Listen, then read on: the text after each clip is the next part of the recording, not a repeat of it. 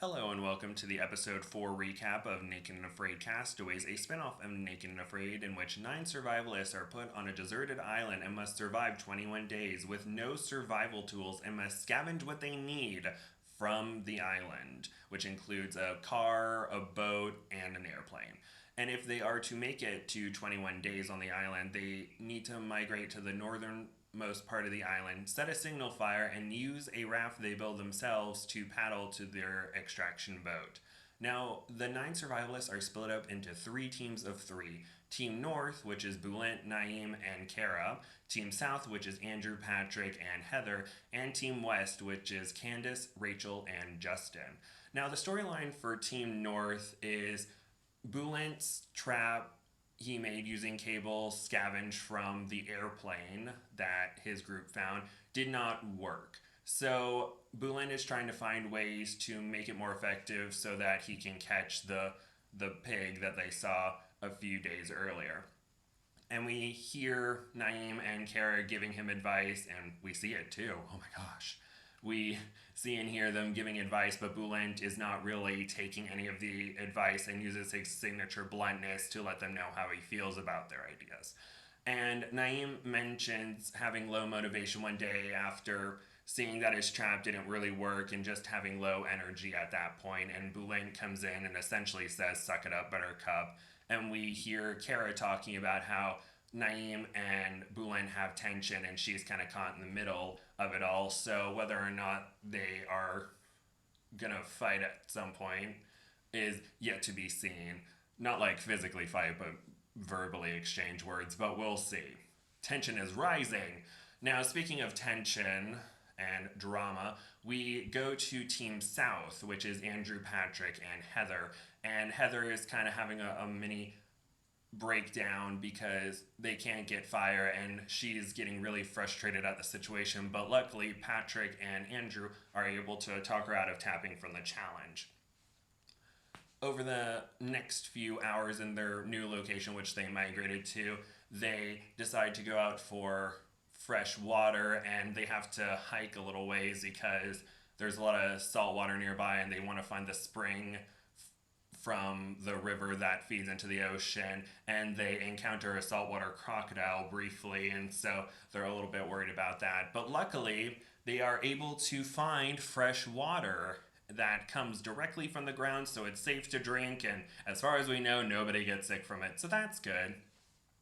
Later on, they are looking for supplies on the beach to use, and Heather finds a can of gasoline, and Patrick finds a lighter, which is really good news for their team because so far they are the only group that does not have fire.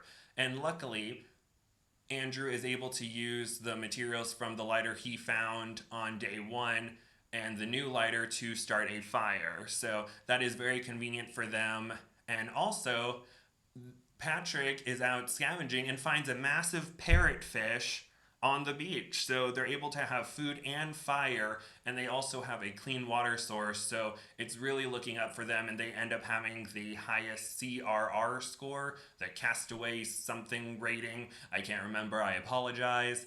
But they so far have the highest rating of the 3 groups because they're working harmoniously and they have food, water, and fire. And also there is a point where Patrick helps Heather catch a crab, but we don't really see the crab after that. Now, moving on to Team West, we have Rachel and Candace working really well together and finding food, where Rachel finds some snails, Candace finds some snails and some hermit crabs, and Justin is also working together with the team, but we don't see him that much, but he's mainly gathering water and whatnot to help the team. So he is a really good team player, and maybe they'll show more of him in the next episode. At least based on the trailer for the next episode, he will be seen, but it is very worrisome because during a certain part of the episode, we see Rachel going back to the boat to get a life preserver because the boat is drifting away because they might lose the boat, and she's going, oh no, I left a life preserver in the boat, so we might need that for later. So she goes and she gets the life preserver, but as she jumps off the boat, she underestimates how deep the water is, and her leg is hyperextended, and she hits the bottom really hard, and so she hurts her knee. So that does not look good for her. And also earlier on, Rachel and Justin are scavenging materials from the boat, and they find a hatchet and a heavy boat tool that they can use for a hammer. And then later on, Rachel goes back for the life preserver and accidentally injures her knee. Now, near the end of the episode, we see Candace having some severe swelling in her cheek that the medic doesn't know what exactly is going on, and Candace is told that if the swelling doesn't go down, then she'll have to be pulled from the challenge. And unfortunately, she has to be medically tapped from the challenge because the swelling didn't go down and they didn't know exactly what was causing it.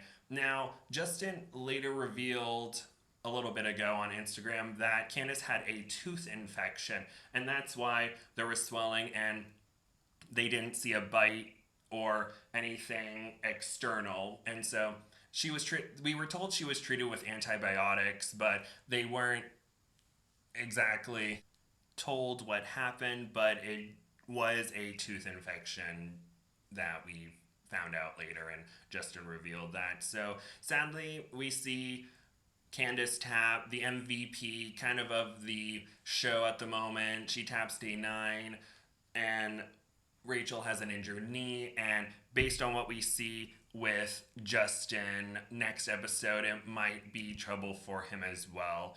And that with that, we have the end of the recap. I hope everyone enjoyed it, and we shall see what happens on Naked and Afraid Castaways. And we have 4 episodes left, so that'll be exciting to see.